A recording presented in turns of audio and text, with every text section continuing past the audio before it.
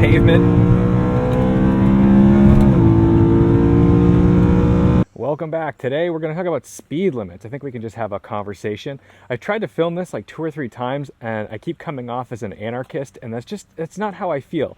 I really don't believe in the speed limit system that we have in America, but it doesn't mean that I don't believe in responsible speed limits. Like, for example, a neighborhood. I'm definitely the neighbor who sees someone drive 50 miles an hour down my tiny little block and thinks, what a maniac. I don't want to encourage reckless driving with this sort of rhetoric. But I do think that there is a place, a safe place for de-restricted roads. And I also don't think that's ever going to happen in America, and we'll talk about that as well. But today we're going to take out my E92 M3. You probably haven't seen this car in a while because it's my workhorse. This is the daily driver. But this was on snow tires up until about 2 weeks ago. I went up to Garage 42. David's been storing my what are these, 219s? I forget what they're called. But these are my summer wheels with the PS 4S tires. And they're finally on it. The car handles a lot better. I mean, I love my snow tires. They actually handle really well for snow tires. Thank you, Tire Rack. But I definitely appreciate having a real summer tire. So let's jump in. I want to talk about speed limits today. So in order to really understand speed limits in the United States, we've got to go back into history. So the first speed limit was implemented in 1901, and I think it was 12 miles per hour, which it seems arbitrary, but I would assume it's because that's what like a running speed would be. But when we think about speed limits in America and we think about like egregiously slow speed limits, we think about the gas crisis in the 70s, because in 1974, right, that's when they implemented the 55 mile per hour national limit. That was Gerald Ford. Gerald Ford implemented that. Thank you, Gerald Ford. Thank you, Dana Carvey, for my terrible impression. The way that was implemented was not just, hey, United States, do it and be happy with it. What they did was they withheld funding for federal roads. So there's like a federal highway trust, and any states that refused to implement that 55 mile per hour speed limit would simply lose the money. And they were strongholded into implementing the 55 mile per hour speed limit. And that went up to 1987. It really kind of bled off into 95, but it gives you a good idea of why cars were really not built for speed. Economy cars were really designed around that 55 mile an hour speed limit. But we got to go backwards a little bit, because speed limits weren't just set like that in the 70s because of the oil embargo. In the 40s, 1941, I want to say, up to 1945, they implemented the victory speed. And like with anything passed in the United States, when it's considered the Patriot Act, the victory speed, anything that sounds like that is probably not actually good. It's probably a very lame or intrusive thing, but they've got to name it something to make it sound exciting. But the idea for the victory speed was a 35 mile per hour national speed limit. 35 miles per hour. Now, I've never really driven any cars from the 30s and 40s, so I don't know what that felt like. I would imagine that 40 miles an hour was still just fine. Oh, check out the M3. That's looking good. But 35 miles per hour for the victory speed was designed to reduce fuel consumption, right? You slow down the speeds, you use less fuel. It's pretty simple. Same idea for the oil crisis in the 70s, and that's exactly what happened. So the reason I'm talking about this history isn't just to educate and give a lesson. It's to tell you that speed limits, for the most part, are assigned for political reasons. They're not necessarily assigned for safety reasons. Before you blow up at me, I agree. Neighborhoods, well-populated areas, those need to be 30, 35, 25 mile per hour speed limits. Totally on board. Even highways in urban areas that are approaching cities that have a lot of heavy traffic, those don't necessarily need to be higher than 65 or 70 miles per hour. But what does need to be discussed are roads that are absolutely safe to travel on at 80, 90, 100 plus miles per hour. And that's where I get very frustrated with the speed limits in America. Love the Corsa exhaust on this M3. No drone, just enough noise, let you know it's there. I mean, you've got this beautiful V8, you might as well hear it. Okay, so politicized speed limits, for example, right here, that's a 65 mile per hour speed limit. I am I'm going above 65 miles per hour. You don't need to know that. But why can't we have nice things? Why can't we have unrestricted roads like they do in Germany? Well, in Germany, there's a lot more driver training involved. I don't know the exact hours you need to have in Germany, and I'm sure the Germans who are watching this will gladly tell you how much better they are than us. They've certainly done it on the S65 AMG video that I made. And the reason I'm actually making this video is because so many Germans reached out and said, oh, you Americans think 90 miles per hour is fast? Come to Germany, drive the Autobahn, unrestricted roads. And they're right in some respect, but in others they're wrong. I don't think 90 miles per hour is fast. I don't think any Americans think 90 miles per hour is fast, especially with the way cars have been created. Cars today can very comfortably and safely, I'm talking safely not just because of airbags, I'm talking safely because of tire technology, suspension technology. We're not all driving like 1995 Suburbans that if you accidentally threw the wheel, you're gonna flip the car. Most cars are really stable at 100 miles per hour today. But we don't get to do that in America because we don't really respect anything on the road. We certainly don't respect each other, and you can see that pretty easily by road rage. You know, if somebody approaches you and does something a little bit off, you'll get brake checked. They're going to pass you, they're going to get in front of you, they're going to brake check you. That has to stop if we want to have unrestricted roads. We don't want to have unsafe reactions to unsafe things, right? Like if you react unsafely to someone doing something unsafe, all you're doing is exacerbating the situation and making it worse. But we got to eliminate that altogether because we need predictability on the road.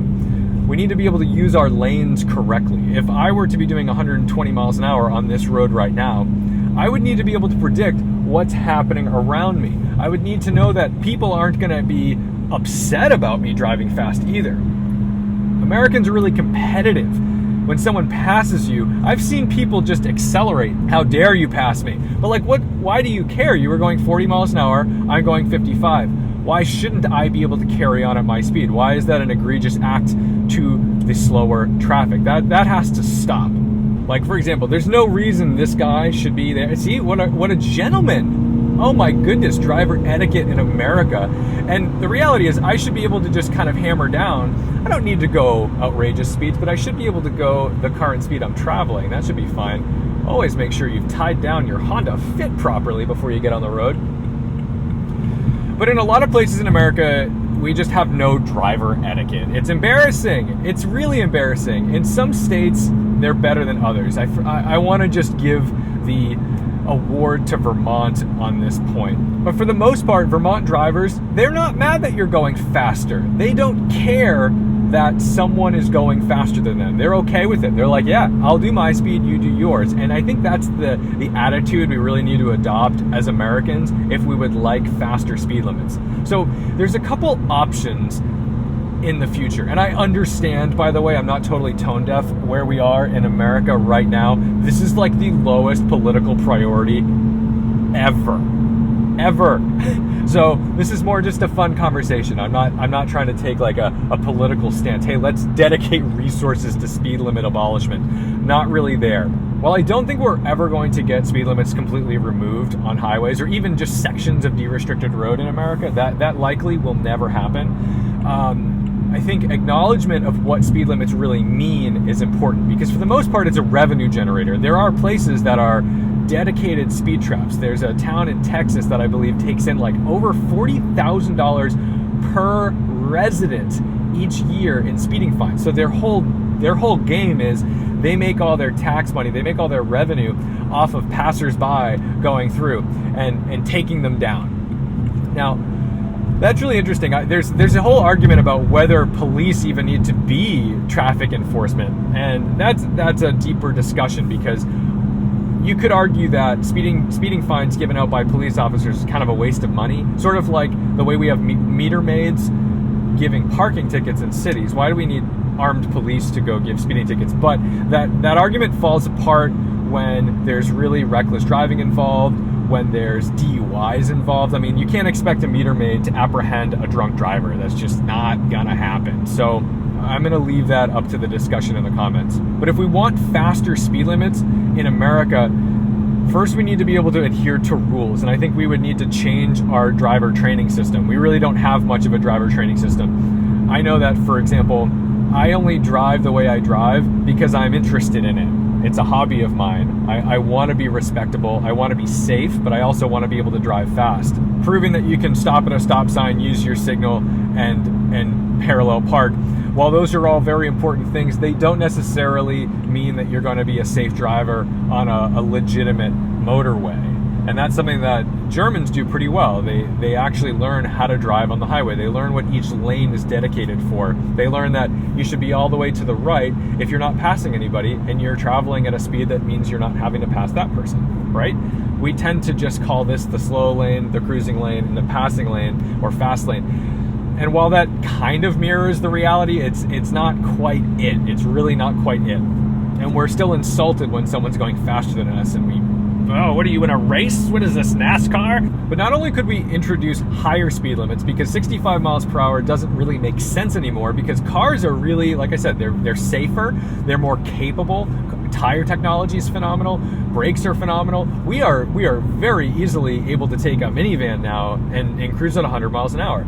So if it's an emissions issue, then we shouldn't be calling it a speeding ticket. We should be calling it like an environmental violation. If that's what it is, let's call it what it is, right? And then, there you go. Get an electric car. There's no more environmental penalty for driving above the speed limit because you're not consuming fossil fuels at the same rate. And now there's your answer to speed. You get an electric vehicle and you drive as fast as you want. Now, I'm sure you don't like that. You want to go drive your Corvette or your Ferrari or your BMW at breakneck speeds on the highway. And I agree. I would like to do that too. The first step really is just increasing speed limits in safer areas, not near cities, not where there's massive populations. But I think really we should be comfortable setting an 80 mile an hour speed limit almost nationwide, right? Problem with that, obviously, is political reasons. That decreases revenue. In Massachusetts, for example, every speeding ticket given, half of that fine goes directly to the department that issued the ticket. Let's have a little fun. I've got some equipment in the car, but it's not terrible. PS4Ss feel good. Nice new pavement.